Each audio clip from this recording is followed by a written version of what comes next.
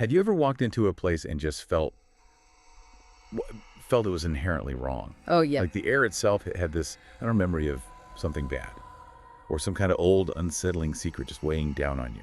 That kind of primal feeling, it really taps into our deep-seated fears, doesn't it? This idea of a spirit of place, but, a malevolent one. Yeah. It's more than just a draft. It feels like a psychic imprint of dread. That is exactly the feeling we're diving into today. Our deep dive focuses on this really chilling story. It pulls you right into one single terrifying night in a house that it refused to let go. Okay. Our source is this detailed account of what happened at a pretty remote property out on Heron Hollow Road. So our mission really is to untack the story, pull out the specific details that make it so unsettling, and maybe think about what it suggests about, the spaces we live in and maybe the unseen forces they could hold. A journey into that kind of fear that really sticks with you. Exactly, long after the story ends. So let's set the scene. The story kicks off in the quiet, pine-covered outskirts of Charleston, South Carolina. Okay. You get to picture a really remote area, almost swallowed by silence. And apparently, locals don't even like saying the name of the house on Heron Hollow Road. Wow. It immediately gives you that ominous, isolated vibe, right? Absolutely. That silence, the locals avoiding it, even the name Heron Hollow Road, it all works together to create this feeling of an othered space. Yeah. A place set apart where, maybe the normal rules just don't apply. It really sets up this psychological landscape for the horror. And right into that isolation walk 4 college friends. Brandon, Elise, Jonah, and Tara. They decide to rent this secluded house for a weekend getaway. The classic setup. Totally. And even before they get there were these red flags that, looking back, were just screaming danger.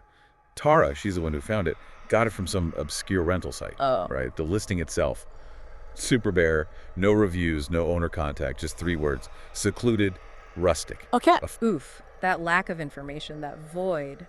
What does that signal, really? Well, what do you think? I mean, it's a masterclass in building dread, isn't it? For us, the audience, it immediately makes you suspicious. Yeah. When you take away the normal stuff reviews, contact info, you're just left with pure anonymity. And in horror, anonymity often means danger. Right. It's that classic thing. The unknown is always scarier than a defined threat. They weren't just stepping into an empty house. They were basically stepping into a blank space for their own fears to fill. And man, what an unwelcome they got. The source describes this immediate, gut feeling that something was off the second they arrived. The air inside was colder than outside, and apparently every floorboard groaned, almost like the house itself hated them being there. Yeah. Is that just, typical old house stuff?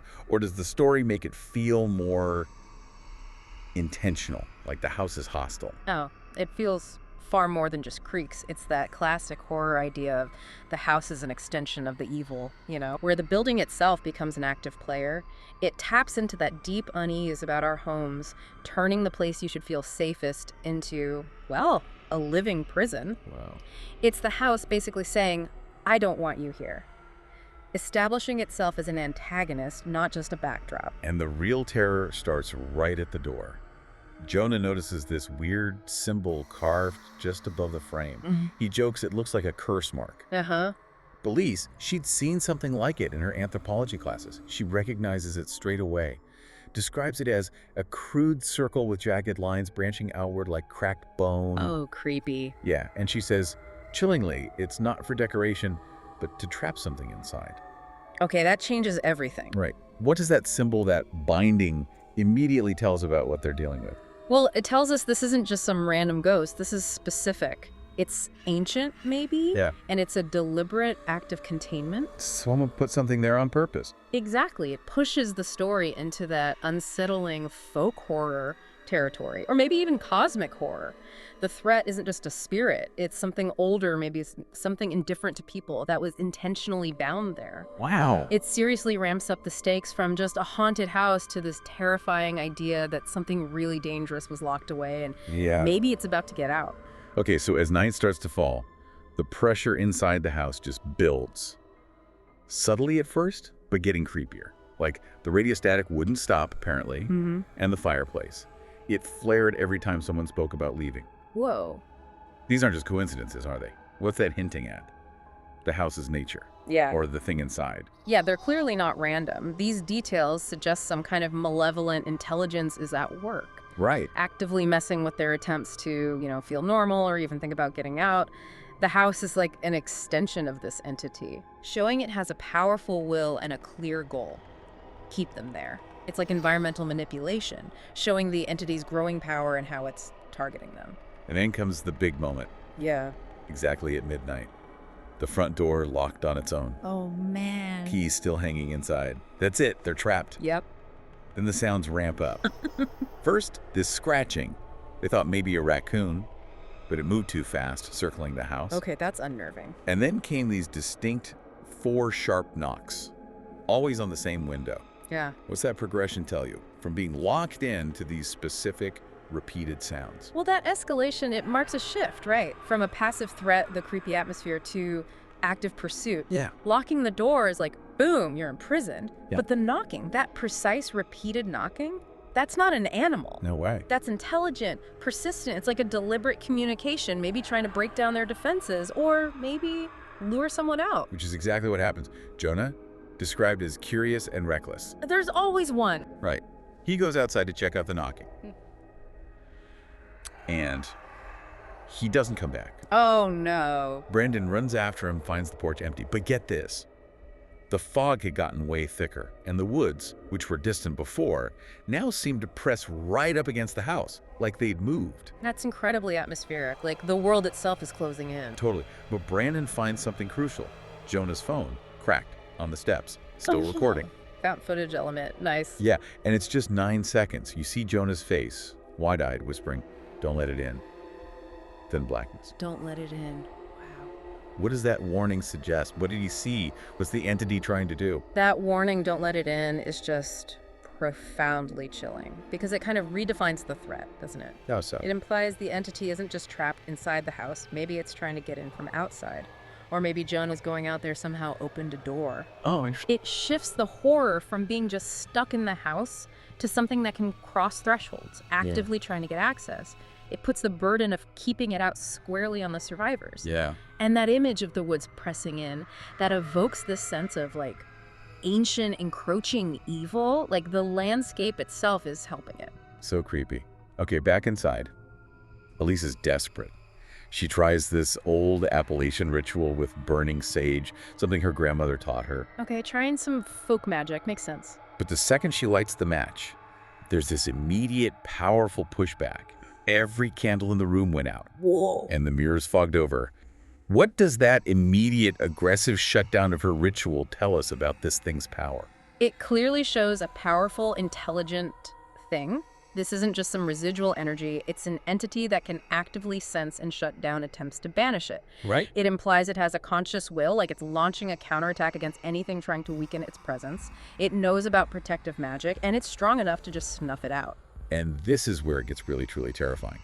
Tara starts speaking, but it's not her voice. It's described as low, guttural, not human. Oh, possession. Okay. And the entity in Tara speaks directly to Elise.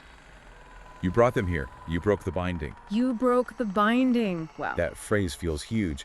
What does breaking the binding actually mean here for the entity, for the house? That is a critical reveal. It clarifies the whole setup, the mechanics of the curse. The house, or maybe that symbol specifically, was a binding mechanism, a prison. Right, the symbol is meant to trap it. Exactly. So breaking the binding implies the entity was constrained, maybe dormant, and somehow Elise's presence, or maybe even her ritual attempt, accidentally weakened or broke that containment. Oh, man. It suggests the house wasn't just haunted, it was designed as a cage.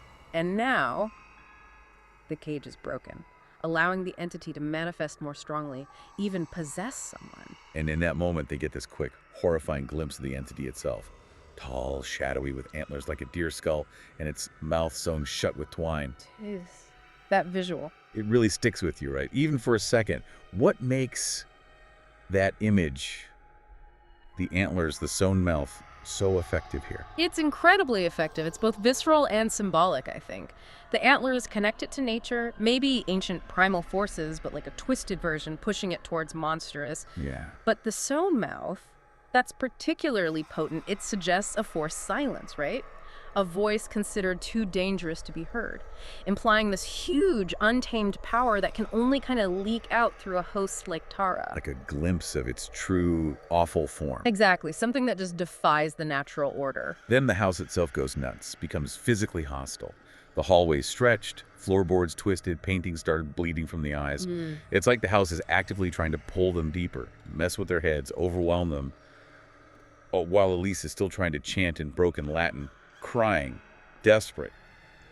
How does the house physically changing like that deepen the horror? It fundamentally shifts what being trapped means. The house isn't just the place where bad things happen, it is the horror. By messing with space, twisting reality, refusing to let them have a clear path, it creates this inescapable, disorienting nightmare. It breaks down their perception, erodes any last bit of safety or control they thought they had. Confirms the entity is totally in charge of the place. Absolutely. Complete dominion over the structure. And then the final chilling statement, Tara's eyes go solid black like tar. Classic possession trope. Very effective. And the entity, through her, just pronounces, "She's gone. You invited me in. This house. It was never empty." Oh, wow. That line. What does that final awful revelation make clear about the house, about their situation? That line, "This house, it was never empty," it just reframes everything. From the moment they looked at that weird rental listing, they weren't just unlucky renters who stumbled into a haunted house. They were like unwitting keys, catalysts. It's a little creepy. It confirms the house wasn't abandoned. It was an active trap, designed for a purpose, just waiting for an invitation or for that binding to weaken somehow. So they walked right into it. Pretty much. It solidifies the idea that they stumbled into this predetermined, inescapable fate. It's way more sinister than just a haunting. It's like a carefully set snare. Okay, the climax. The symbol above the doorway bursts into blue fire, like the curse is reaching its peak. Elise, in this final desperate move, throws herself at the burning symbol, presses her palm right onto it, and just screams. Oh my God. And then, the source says, the house screamed with her. Walls split, glass shattered. The curse was unraveling. What's going on there? Elise confronting the symbol like that.